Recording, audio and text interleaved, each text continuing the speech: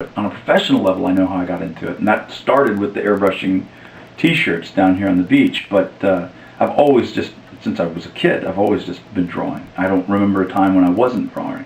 And I still like, I work on the computer a lot more now, but I still love getting ink on my fingers. I'll never get past that. I love being able to use a brush and make those lines appear on paper. Yeah, started laying things out.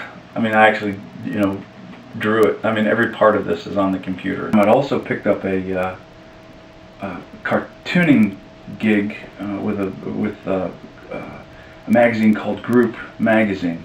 I worked for them for 11 years doing a comic strip. It was a back page comic strip for their magazine.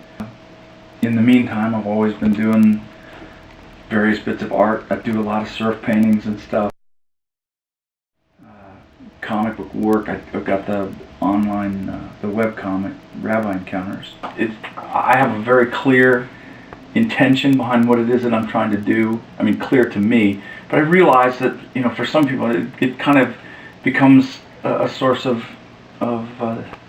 contention. Some people feel like I need to be a little bit more heavy-handed with it, very clearly identify who it is that I'm writing about and stuff. But I don't see it that way. For me, I think it's really important to keep it outside of all of the expectations or the stereotypes that we've come to associate with who the subject matter is about.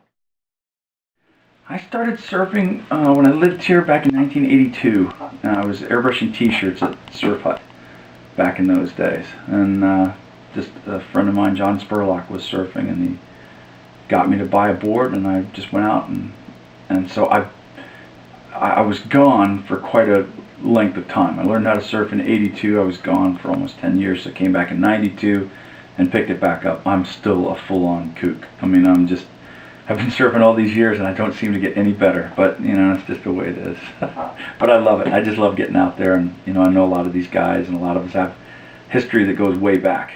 So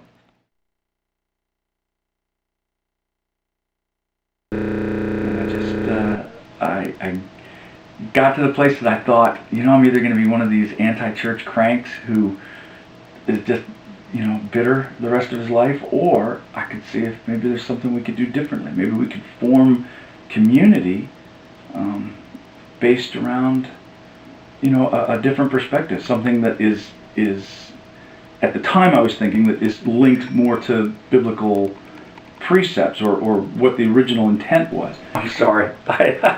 This is what you get for asking a preacher to talk for a minute. So it's your fault.